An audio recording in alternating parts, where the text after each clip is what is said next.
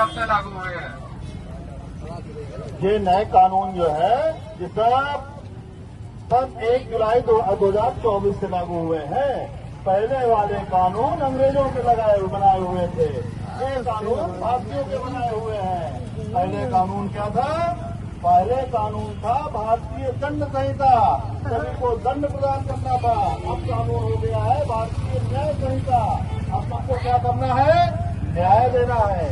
अंग्रेजों का उद्देश्य था सबको दंड देना।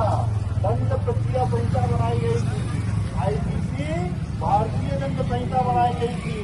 अब उसको भारतीय दंड संहिता को क्या चेंज करके बना दिया गया है? भारतीय न्याय संहिता। और दंड प्रक्रिया संहिता जो थी उसको बना दिया गया है भारतीय नागरिक सुरक्षा संहिता। और एविडेंस एक्ट था उसको बीएसए बना दिया गया है भारतीय साक्ष्य अधिनियम। हमारा अब का जो उद्देश्य है वो सभी को न्याय देना है, सभी को सुरक्षा प्रदान करना है, किसी को दंड देना नहीं है, सभी को न्याय और सुरक्षा प्रदान करना है। पहले शोषण पे आधारित कानून था, अब न्याय और सुरक्षा पे आधारित कानून है, इसीलिए इन कानूनों की जरूरत पड़ी। नए कानून की जरूरत क्यों पड़ी? आपको बताया गया कि नए कानूनों की जरूरत इसलिए पड़ी क्योंकि नए कानून बनाए गए थे 1861 में, करीब 150 साल पुराने थे। उनका उद्देश्य लोगों को दंड प्रदान करना था। नए कानूनों का उद्देश्य लोगों को न्याय प्रदान करना है और लोगों को सुरक्षा देना है। लोगों को भले के लिए ये कानून नए बनाए गए हैं। और देखिए, समय के साथ साथ कानून को भी बदलने की जरूरत पड़ती थी। उस समय साइबर क्राइम था क्या?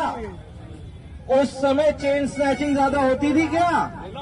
उस समय बहुत सारे अपराध नहीं थे, उस समय आतंकवाद नहीं था।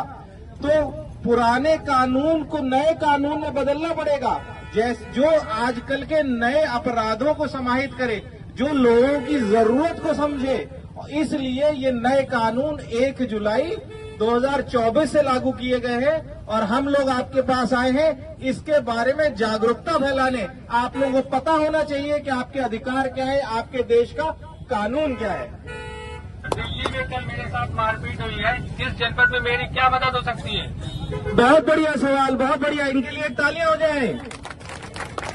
तो आपको सबको पता होना चाहिए नए कानून में 0 FIR की एक प्रक्रिया आई है। क्या आई है? 0 FIR। 0 FIR मतलब क्या होता है? पहले क्या होता था? आपको इस थाने से उस थाने तक दौड़ाया जाता था, आपको जाना पड़ता था कि हमारा यहाँ पे हुआ है, कि क्राइम वहां पे हुआ है, पता नहीं होता था। इसीलिए ये 0 FIR की प्रक्रिया आई है। अब आप अपना जो भी आपके साथ अपराध हुआ है वो आप देश के किसी भी कोने में, किसी भी थाने में जाके रजिस्टर करा सकते हैं। वो उस थाने पे 0 FIR कर दी जाएगी और वो ऑनलाइन ट्रांसफर हो जाएगी जहां पे अपराध हुआ था। जैसे फर्रुखाबाद में यहाँ आपका FIR लिखाया जा सकता है मारपीट का, और वो ट्रांसफर हो जाएगा दिल्ली में जहां पे एक्चुअल मारपीट हुई थी और उसकी विवेचना वहां से होगा।